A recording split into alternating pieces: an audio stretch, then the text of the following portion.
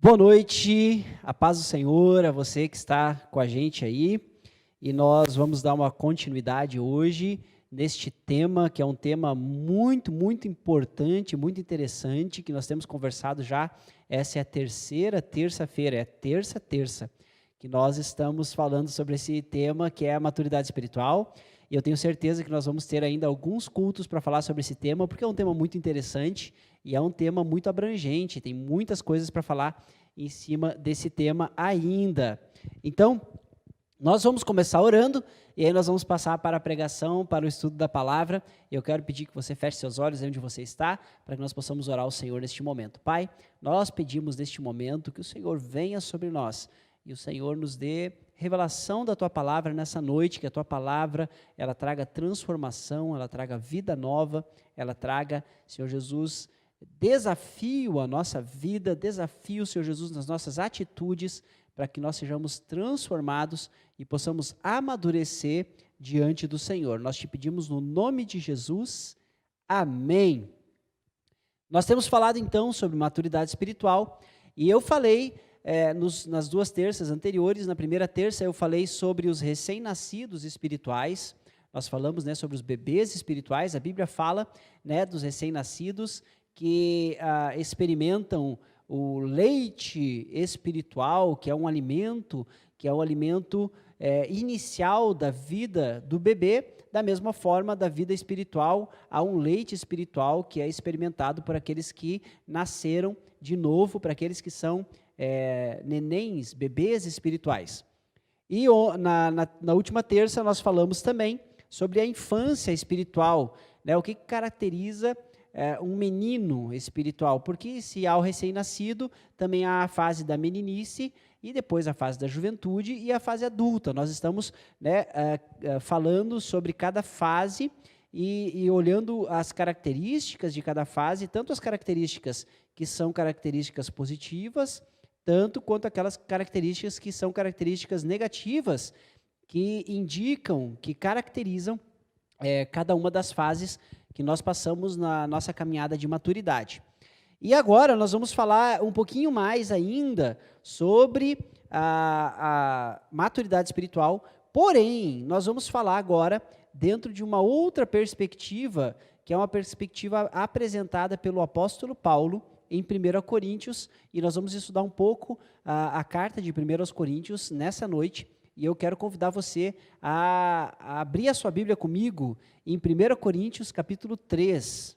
Nós vamos ler do versículo 1 até o versículo 7. Os irmãos vão colocar para você na tela da sua TV aí pelo YouTube, para que você possa acompanhar a leitura conosco, mas se você preferir, você pode abrir a sua Bíblia, e aí você pode acompanhar a leitura conosco. Nós vamos fazer a leitura na versão NVI, que é a versão, a nova versão internacional. Amém? Está no ponto aí?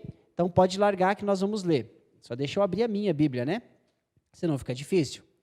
1 Coríntios, capítulo 3, nós vamos ler do versículo 1 até o 7. Irmãos, não lhes pude falar como a espirituais, mas como a carnais, como a crianças em Cristo. Dei-lhes leite e não alimento sólido, pois vocês não estavam em condições de recebê-lo. De fato, vocês ainda não estão em condições, porque ainda são carnais, porque visto pelo que há inveja e divisão entre vocês, não estão sendo carnais e agindo como mundanos? Pois quando alguém diz, eu sou de Paulo, e o outro, eu sou de Apolo, não estão sendo mundanos? Afinal de contas, quem é Apolo? Quem é Paulo? Apenas servos por meio dos quais vocês vieram a crer, conforme o ministério que o Senhor atribuiu a cada um. Eu plantei, Apolo regou, mas Deus é quem fez crescer, de modo que nem o que planta, nem o que rega são alguma coisa, mas unicamente Deus que efetua o crescimento. Amém? Glória a Deus. Corinto, e o Paulo ele fala uma questão que é crucial para a compreensão, para a nossa compreensão da maturidade espiritual. Existe algo nesse texto que é crucial que você compreenda, né? O Paulo, ele fala o seguinte: irmãos, eu não pude falar a vocês como espirituais, mas como carnais. Ou seja, existe o ser espiritual, existe o ser carnal. E ele fala, e aí ele faz uma comparação, ele diz, eu não pude falar com vocês como a espirituais, mas como a carnais, como crianças em Cristo. Você entende que o Paulo aqui, ele está falando sobre maturidade, ele está dizendo, então, que a maturidade espiritual, a maturidade cristã, ela é um caminho em que nós vamos matando a nossa carne e nos tornando mais espirituais. Então ele disse que, na verdade, os coríntios, eles eram carnais porque eles eram como meninos em Cristo, ou seja, eles não haviam amadurecido, e a falta de amadurecimento denotava na vida dos coríntios que eles eram carnais, ou seja, a falta de amadurecimento, ela é a manutenção de atitudes carnais na nossa vida. Quando eu amadureço espiritualmente, eu abandono atitudes carnais. Então, o amadurecimento, ele está ligado também a um crescimento espiritual, e quando eu cresço espiritualmente, eu diminuo carnalmente. Para entender melhor isso, tem uma parábola, uma história, uma comparação que eu aprendi há muito tempo atrás com um pastor americano chamado Craig Hill. Esse pastor, ele faz uma comparação sobre essa questão da carne e do espírito, que nos ajuda a entender essa dinâmica da maturidade e do caminho da maturidade relacionado com a carne e com o espírito. Preste atenção. Imagine que você, a sua alma são os seus desejos, os seus sonhos, é aquilo que você é, né, além simplesmente da sua aparência física. É a forma de você pensar, é o seu comportamento, o seu caráter, seu temperamento, tudo isso faz parte da sua alma. A sua alma, imagine que a sua alma, ela está em uma sala. E nessa sala, você tem duas portas, que vão para outras duas salas. Então, a sua alma está ali, e uma porta é a porta da carne. E a outra porta é a porta do espírito. E quando a sua alma, ela se encontra inquieta, naturalmente, a carne oferecerá algo para saciar essa inquietude, essa ansiedade. Eu dou um exemplo para você entender bem. Quando as pessoas estão ansiosas, naturalmente as pessoas tendem a fazer algo para tentar saciar aquela ansiedade. Algumas pessoas, por exemplo, recorrem à comida quando estão ansiosas. Está ansioso, precisa comer alguma coisa, ele vai, eu não sei se você já se sentiu assim, eu já me senti assim. Em momentos de muita ansiedade, ou quando a nossa alma está inquieta, e aí às vezes você está em casa, e aí você está meio inquieto, aí de repente o que você faz? Você pega o celular, e você abre o WhatsApp, e aí você vai lá no WhatsApp, e aí não tem nenhuma mensagem. Aí você vai nos status do WhatsApp, e aí você olha todos os status do WhatsApp, mas daí parece que aquilo não... Aí você sai dali, você vai para o Facebook, você vai para o Instagram, mas parece que não está enchendo, parece que não está satisfazendo você, parece que aquilo está... tem algo ainda faltando. Aí você você deixa o celular e você pensa, sabe o que é? Eu vou comer alguma coisa. Você vai e abre a geladeira e fica olhando na geladeira assim, ó. Parece que não tem nada na geladeira que satisfaça. Não tem nada muito doce e nem nada muito salgado. Parece que você quer uma coisa forte, né? Parece que você precisa, o seu corpo está clamando por algo que parece que tem uma sensação de algo para ser saciado dentro de você que nada fora pode saciar. E você vai para a comida, você vai para a TV, você vai para outras coisas. Os homens, eles vão, às vezes, para pornografia, eles vão para outras coisas também, mas, geralmente, a carne, ela vai oferecer algo para tentar saciar essa sua ansiedade. Algumas pessoas, por exemplo, elas saciam essa ansiedade discutindo. Elas têm que achar alguém para brigar. Então, quando ela consegue brigar com alguém, aí parece que passa aquela ansiedade. Ou o homem, quando ele vai lá e olha um monte de pornografia, ou ele vai para masturbação e daí parece que passa aquele momento. Ou você vai lá e come uma coisa muito doce ou muito salgada e parece que passa aquele momento. Ou você faz alguma coisa, mas parece que a sua carne, ela fica oferecendo algo para tirar a sua ansiedade, para aquietar a sua alma. Então, a nossa alma, ela pode se aquietar fazendo coisas da carne, ou ela pode se aquietar fazendo coisas do espírito. Se nós vamos para o espírito, então a sua alma, lembre, você está numa sala que tem duas portas, e uma porta é a carne, a outra porta é o espírito. Você também pode abrir a porta do espírito e você pode ir para o espírito para saciar a inquietude da sua alma. Então, quando você está inquieto, você pode ir para o seu quarto e você pode começar a orar. Você pode começar a ler a Bíblia. O problema é que muitas vezes nós estamos tão inquietos que nós não conseguimos parar para ler a Bíblia, parar para orar, parar para ouvir um louvor.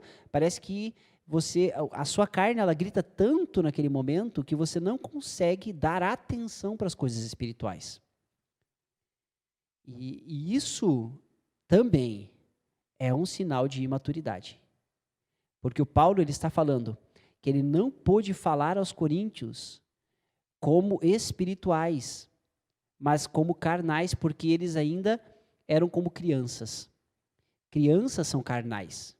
As crianças, elas sentem tudo, né, entre a sua alma e a sua carne, parece que não existe um filtro. Então, elas falam tudo que vem à mente, elas brigam, elas xingam, elas têm consequências, na verdade, são coisas que são naturais para uma criança. E por isso que o Paulo diz que, na verdade, quem é criança espiritual é porque ainda não conseguiu controlar a sua carne, não conseguiu matar a sua carne.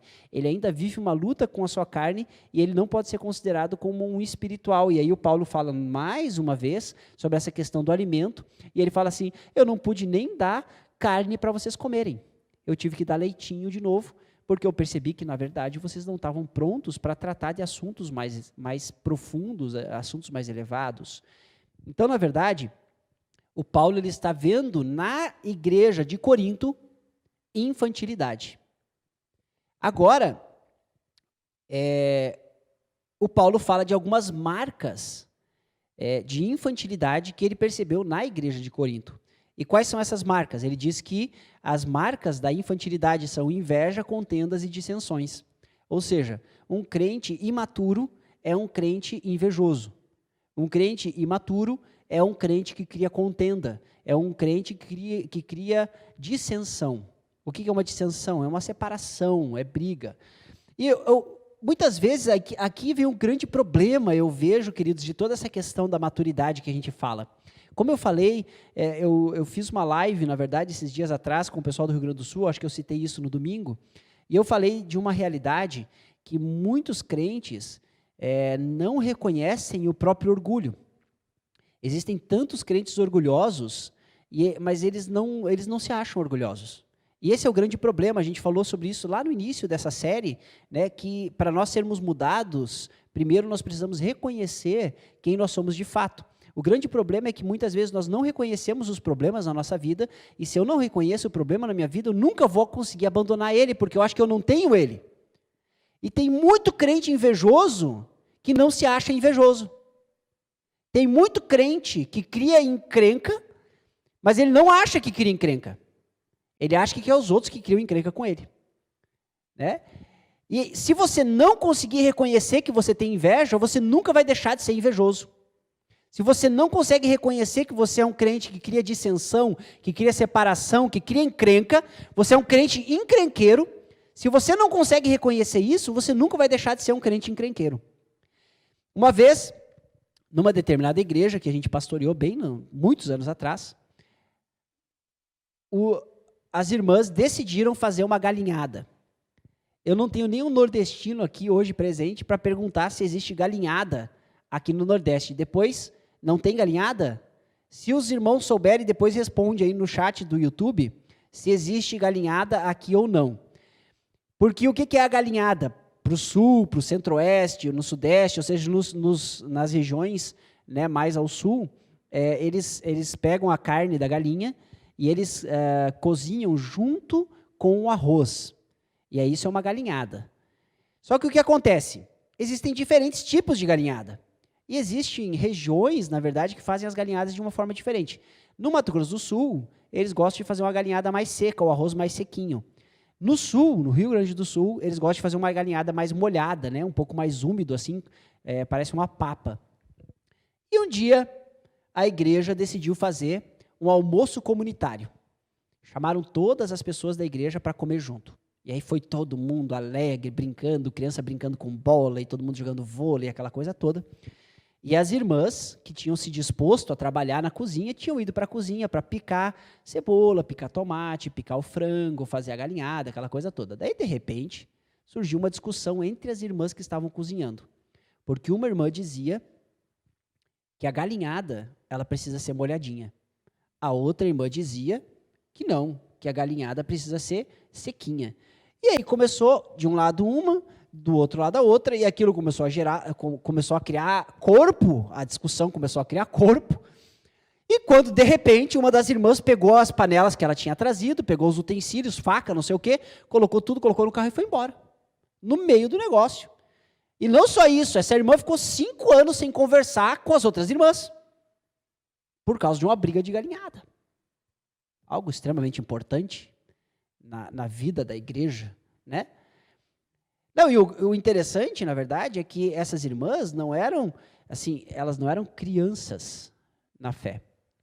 Eram irmãs, líderes de ministério, uma delas já tinha feito teologia, era teóloga, a outra gostava de estudar o grego e não sei o quê, irmãs que conheciam a palavra e tudo mais. E é aquilo que eu falei nas outras semanas. Conhecimento da palavra não necessariamente indica maturidade espiritual. Porque, na verdade, essas irmãs eram crianças. Crianças espirituais. Por quê? Porque criaram divisão, dissensão, criaram confusão dentro da igreja, tudo porque elas queriam ter razão em como é uma galinhada. E eu digo que nós somos orgulhosos porque muitas vezes nós nem conseguimos admitir que o feijão é por baixo do arroz ou por cima do arroz. A gente tem que estar certo, inclusive, na ordem que a pessoa vai comer. A pessoa é ela que vai comer, come do jeito que quiser. Se quiser colocar o arroz do lado, o feijão, se quiser comer só arroz, come só arroz. Mas a gente tem que ter razão. Sabe o que é isso? É orgulho. Isso é orgulho. Então nós somos orgulhosos, nós somos invejosos, nós somos encrenqueiros. E eu nunca vou mudar se eu não reconhecer isso na minha vida. Eu preciso reconhecer as minhas limitações, porque quando eu reconheço, eu cresço. Mas não é só isso, porque eu falei das irmãs que criaram a confusão. Mas o Paulo, ele continua. E ele continua incluindo os outros nas confusões, porque ele fala agora de partidarismo. O que é o partidarismo? É quando você vê uma encrenca e você toma parte de alguém. É desse jeito. Por quê? Porque sempre quando tem uma encrenca, tem os a favor do X e os a favor do Y. Não é só quem cria encrenca que é o problemático. Quem fica a favor de um ou de outro também. Ai, ai, ai, pastor. Mas é o que o Paulo fala. Ele fala assim, ó, porque vocês estão aí criando encrenca, divisão, dissensão, porque um diz eu sou do Paulo, eu sou do Apolo. E o Paulo diz assim, eu não quero nenhum de vocês para mim, não, ninguém é meu, né?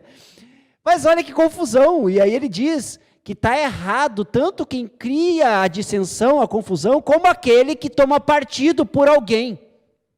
Tomar partido é coisa de criança.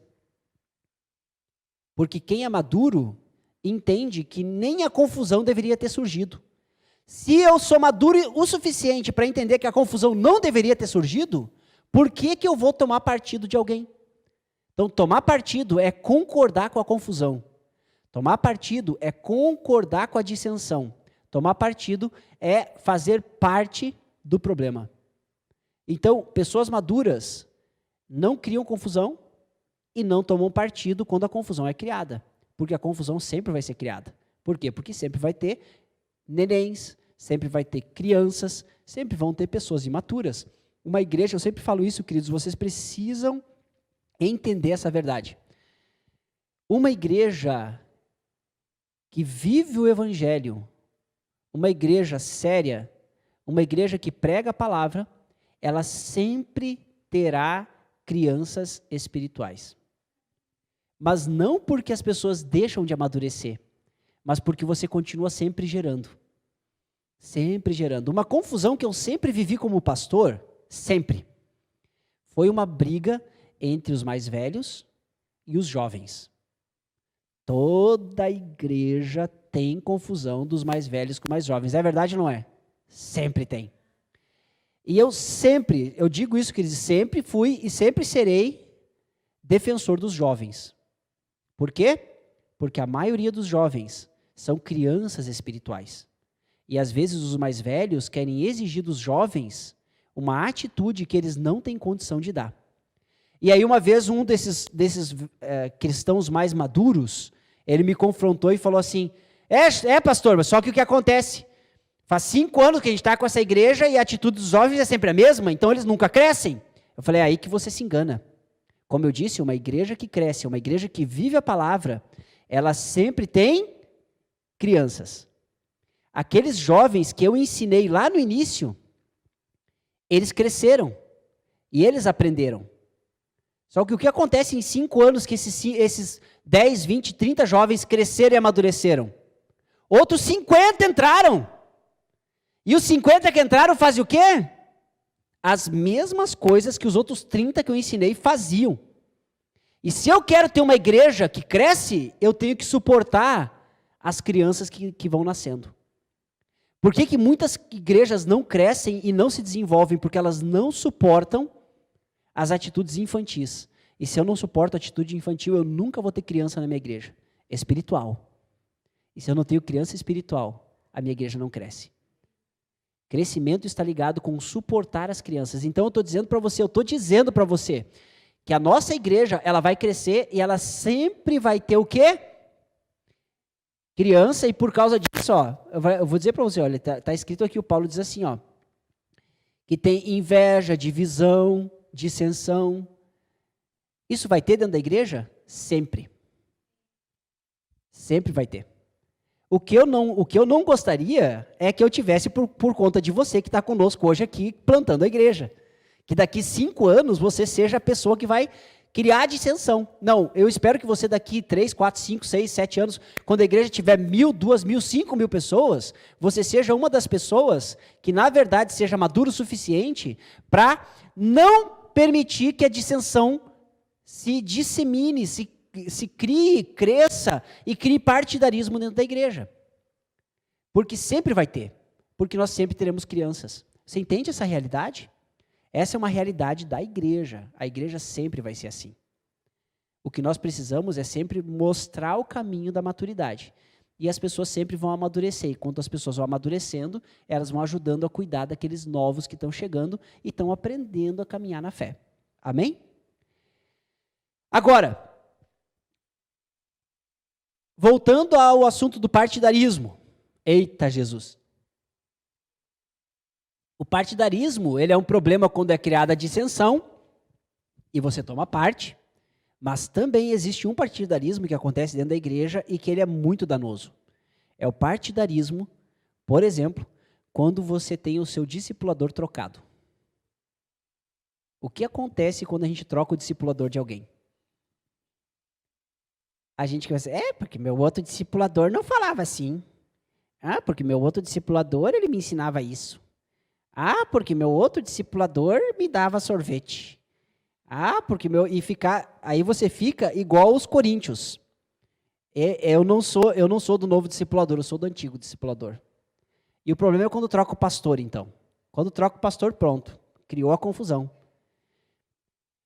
Crentes maduros, eles entendem que existem troca na liderança e eles não se apegam simplesmente. Eu entendo que há um apego emocional. Mas quando você troca a liderança, você precisa entender que a liderança que está sobre você, ela foi colocada sobre você para que ela cresça, mas para que você cresça também. E você precisa ser maduro o suficiente para entender que o Paulo está explicando. O Paulo ele usa agora 2 figuras para falar sobre crescimento e maturidade. Ele fala uma que é aquilo que nós temos falado sobre a questão física, natural do ser humano, mas o Paulo também usa a questão de plantas.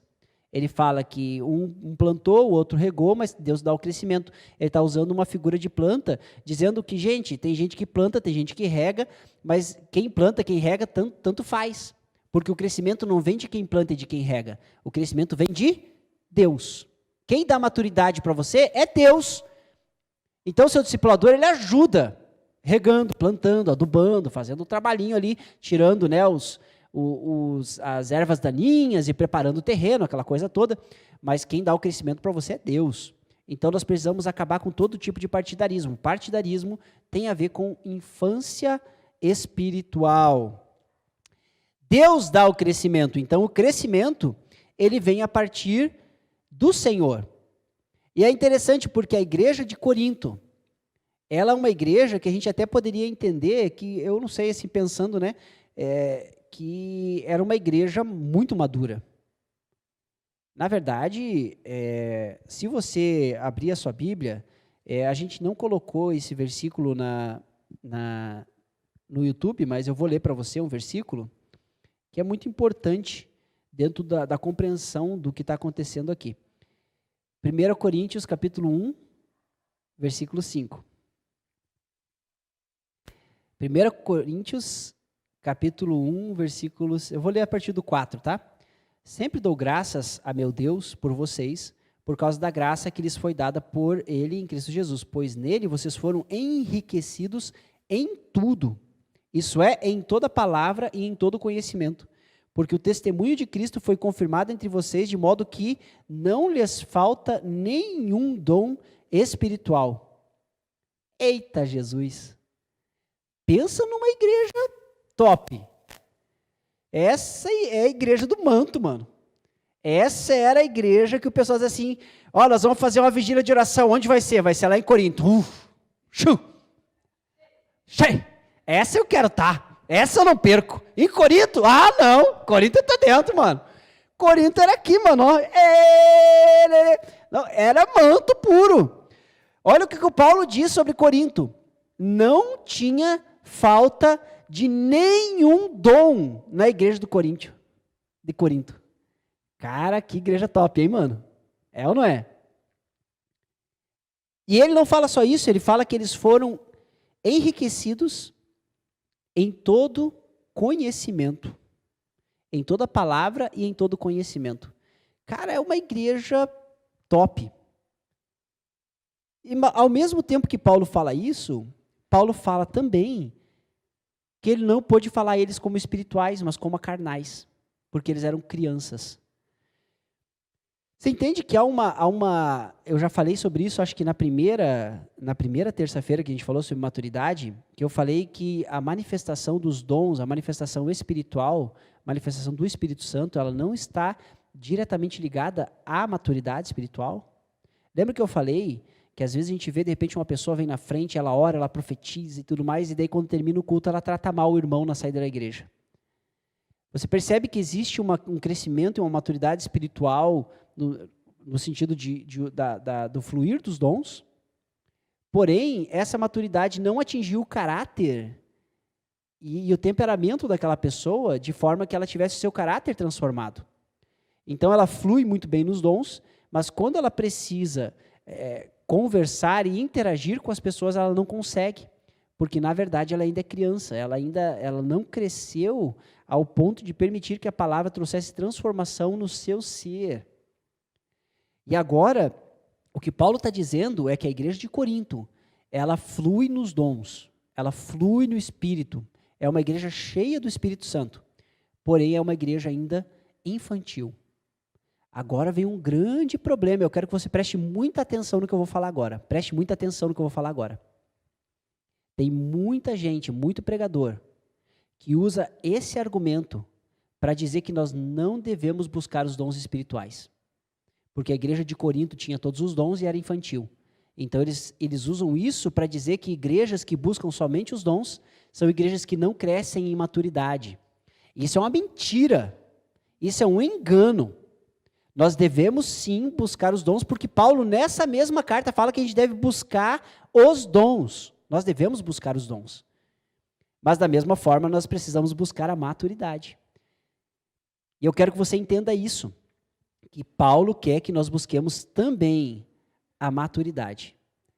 Então, não basta simplesmente ser cheio do Espírito Santo e fluir nos dons e ser do manto e toda aquela coisa. Você precisa crescer no Senhor e isso significa transformação do seu temperamento, do seu caráter, das suas atitudes, das suas palavras, dos seus pensamentos. A transformação de maturidade, ela requer muito esforço. E aí você pode pensar, peraí, tá, tem alguma coisa errada, pastor? Porque como que pode que esses crentes de Corinto, eles eram infantis, eles eram crianças e fluíam tanto assim no Espírito Santo? Não deveria ter alguma coisa do tipo assim, ó, não, quando você alcançar uma certa maturidade, você pode profetizar, quando você alcançar uma certa maturidade, os dons vão fluir em você, porque a maturidade precisa estar ligada com os dons. Se nós disséssemos que a maturidade que os dons precisariam estar ligados com a maturidade cristã, nós estaríamos dizendo que os dons, eles são fruto do nosso esforço. Porque se eu me esforço para ser maduro, aí eu recebo os dons. E aí não é dom, aí é merecimento. Então não é dom espiritual, é merecimento. Então, para que seja dom, ele vem independente da maturidade da pessoa. Alguém pode se converter agora, pode vir aqui, eu oro com aquela pessoa, ela aceita Jesus naquele momento, e naquele momento ela recebe o Espírito Santo e começa a falar em línguas e profetizar. Pode? Pode. Ou se pode. O Paulo, a gente viu isso com o pessoal de Éfeso, lembra do pessoal de Éfeso? O pessoal de Éfeso tinha 12 discípulos lá que nem sabiam que existia Espírito Santo, nem sabiam que existia Jesus. Eles receberam o batismo de João, e eles estavam, não, a gente recebeu o batismo de João, mas quem que é Jesus, quem é Espírito Santo, eu não sei nada desse negócio. Quando Paulo coloca as mãos sobre eles, eles recebem o Espírito Santo, eles começam a falar em línguas e profetizar na hora. Eles têm maturidade? Não, são crianças. São recém-nascidos. Bebê, recém-nascido mesmo, né? É assim, nem limpou ainda, né? Saiu, pá, nasceu e já nasceu profetizando. Eita, fogo. Eles eram maduros para profetizar? Não. Eles eram maduros para controlar os dons do Espírito, para saber como que os dons fluíam e conhecer a palavra? Nada disso. Mas isso impediu o Espírito Santo de usá-los? Não. Porque dons não estão ligados à maturidade. Assim como, muito cuidado, apertem seus cintos, como dons também não estão ligados à santidade. Essa é difícil, né? Deus pode usar uma pessoa, porque o que é santidade? Agora nós vamos entrar em um outro assunto, né, que é delicadíssimo, na verdade, mas um caminho de santidade, ele me traz intimidade com o Senhor e sensibilidade, maior sensibilidade à voz do Espírito. Mas isso não significa que o Senhor possa usar, inclusive, aquele irmão que deu uma tropeçada. Porque é dom. Mas isso é um assunto para uma outra conversa, porque às vezes as pessoas podem achar que por causa disso eu não preciso buscar a santidade. Porque eu continuo recebendo mesmo sem a santidade. Graça é totalmente sem merecimento nosso, e a gente precisa entender o que é graça. Por que eu digo isso, meus queridos? Porque eu já vi, de fato, pessoas entregando palavras proféticas reais, assim, certeiras, no meio, muito assertivas, palavras assim, do Senhor. E mais tarde descobriu-se que aquele irmão estava vivendo em pecado. E aí você vai dizer assim, mas o Senhor vai amarrar, o Espírito não pode ser usado. Se o Espírito não pode ser usado porque eu estou em pecado, então ele nunca ia usar ninguém. Porque a grande verdade é que você está em pecado, você pode não saber qual que é o seu pecado. Mas eu pergunto para você, você se irou com alguma coisa hoje? Você pensou alguma coisa que você não deveria hoje? Você entristeceu alguém da sua família hoje? Você ficou brabo com alguém hoje?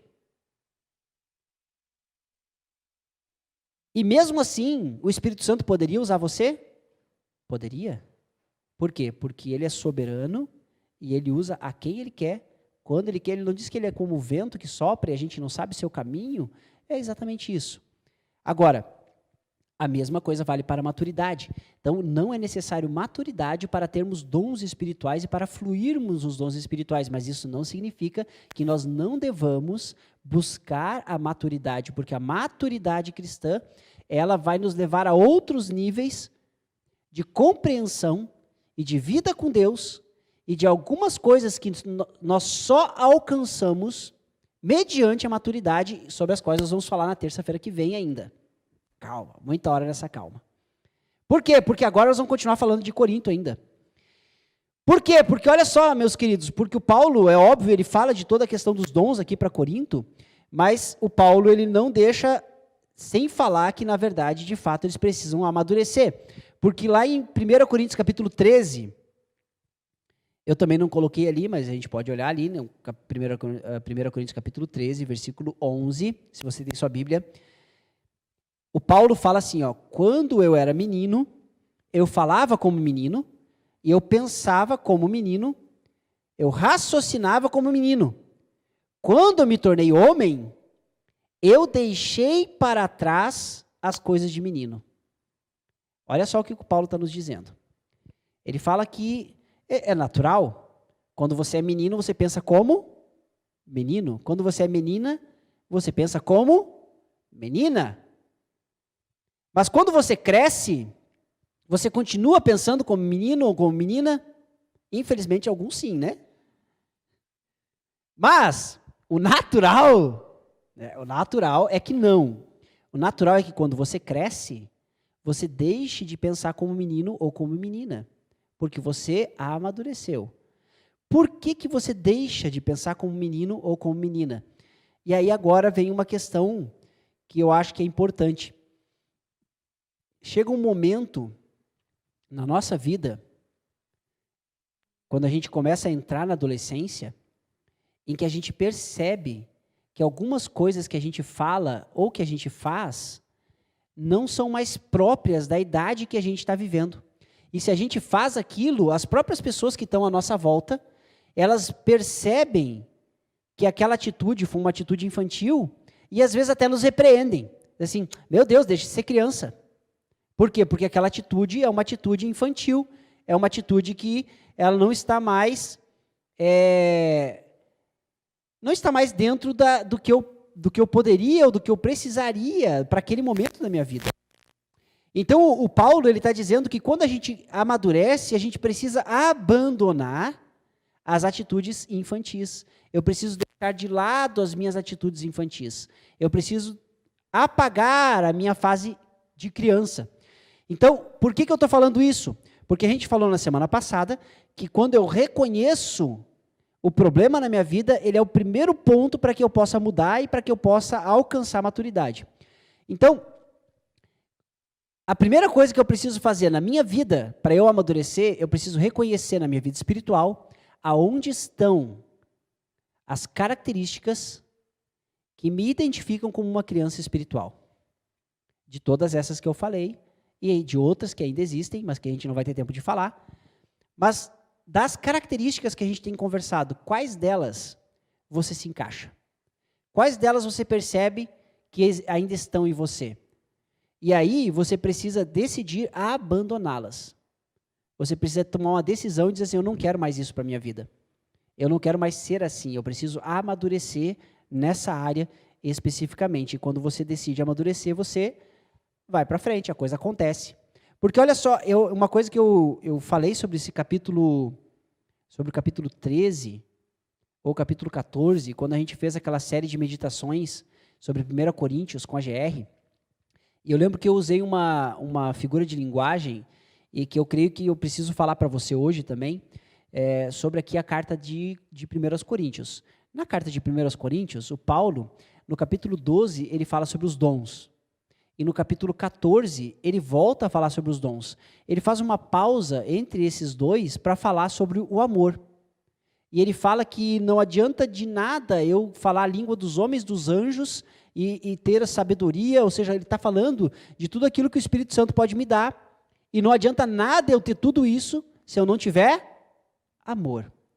E eu usei uma figura de linguagem naquela meditação, era uma meditação curtinha, de 1 minuto e meio, e eu falei que, na verdade, o que o Paulo fez aqui, o Paulo fez um sanduíche. Ele colocou dons, aí ele colocou amor e colocou dons de novo. Como que funciona o sanduíche? O sanduíche ele tem uma fatia de pão, e depois o recheio, e depois o pão de novo, certo? Quando eu faço um sanduíche, o sanduíche leva o nome, não do pão que cerca, mas o sanduíche leva o nome do recheio. Ah, eu vou fazer um sanduíche de queijo e presunto. O que você entende? Que tem pão e no meio queijo e presunto. Vou fazer um sanduíche de frango, fazer um sanduíche, sei lá, fazer um hambúrguer, alguma coisa assim. O pão, ele não é importante. Ele é importante, na verdade, só para conter o recheio. Mas o que dá o sabor do sanduíche? O recheio. Então, o Paulo, ele faz exatamente isso. Não adianta você ter o pão dos dons se você não tem o recheio do amor. Então, o pão dos dons, sem o recheio do amor, é como diz a nossa querida Beatriz, é pão com pão. Pão com pão não tem... quando você vai comer um sanduíche, é óbvio que você quer o recheio. O recheio é o que importa. O recheio é o que leva, é o que dá o nome. Então, o que eu quero dizer para você é que o Paulo agora, quando ele fala do amor, o Paulo volta a falar da questão da infantilidade. Você entende como o Paulo está ligando as coisas?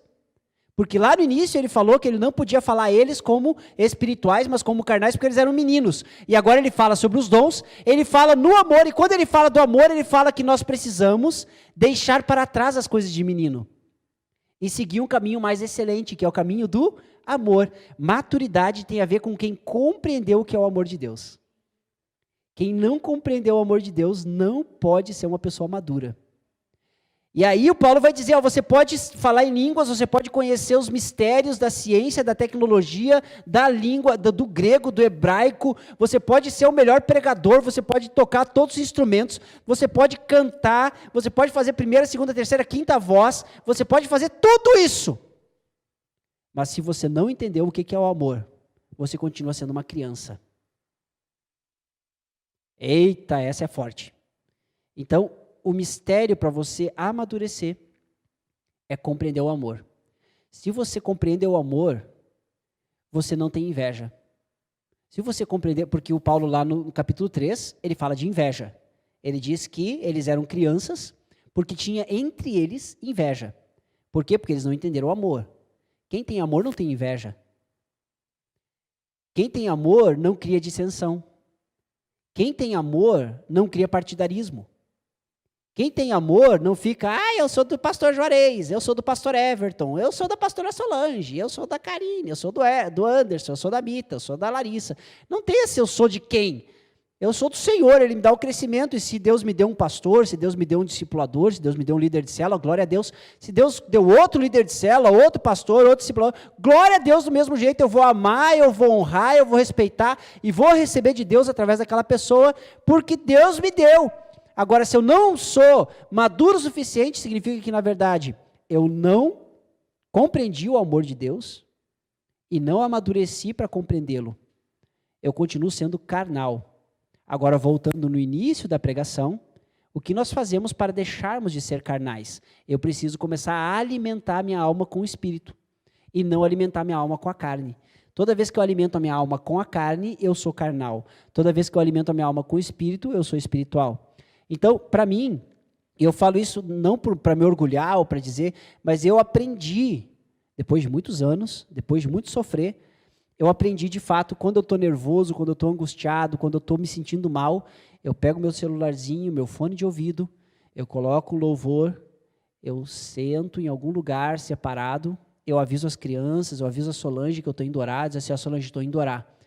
Crianças, estou indo orar. Eu aviso todo mundo que eu estou indo orar. Por quê? Porque quando eu aviso que eu estou indo orar, eles não ficam lá, pai, vem instalar o jogo, pai, vem mexer no computador, pai, aquela coisa toda, né? Então, quando eu pego meu celular e meu fone de ouvido, eu vou lá para o meu cantinho para escutar um louvor e para orar, e aí ali é um momento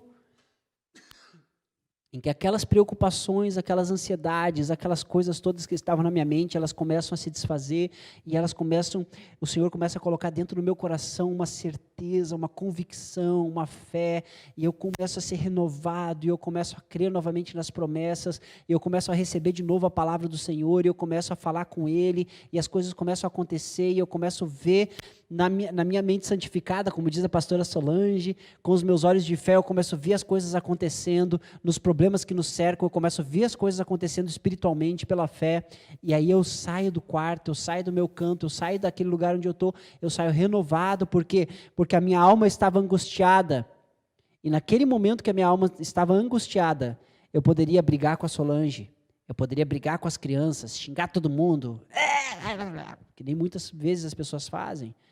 E talvez aquilo ia dar um alívio para minha alma, por quê? Porque eu extravasei. É isso que eu precisava extravasar.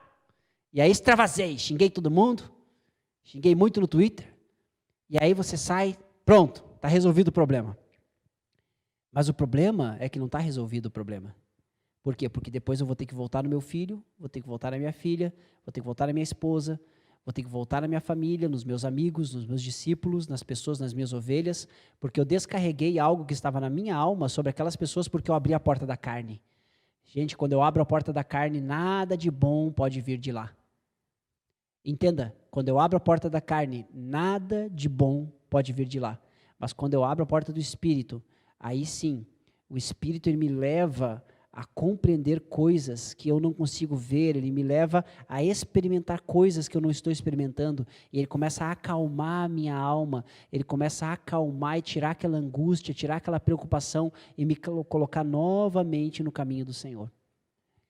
Mas nós, para fazermos isso, eu preciso ter maturidade de entender os momentos em que a minha carne está falando e os momentos em que eu preciso buscar o Espírito. Se eu não compreendo esses momentos, eu sempre vou ir para a carne, eu sempre vou ir para a carne, eu sempre vou ir para a carne.